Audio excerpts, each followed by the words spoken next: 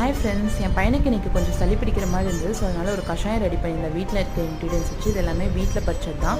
So கொஞ்சமாக கருந்துளசி எடுத்திருக்கேன், ஒரு சின்ன சைஸ் வெத்தலை, கற்பூரவள்ளி இலை, ஒரு சின்ன துண்டு இஞ்சி, ஒரு 4லேருந்து 5 மிளகு, ஒரு சின்ன துண்டு பனங்கற்கண்டு எடுத்திருக்கேன். இனிப்பாக உங்கள் குழந்தைங்க கேட்பாங்க அப்படின்னா பனங்கற்கண்டு ஆட் பண்ணுங்க, இல்லைன்னா இதை அவாய்ட் பண்ணிக்கலாம். இது எல்லாத்தையும் ஒரு பவுலில் ஆட் பண்ணிவிட்டு கொஞ்சம் இடிச்சுக்கோங்க, அப்போ அந்த சாறு நல்லா இறங்கும்.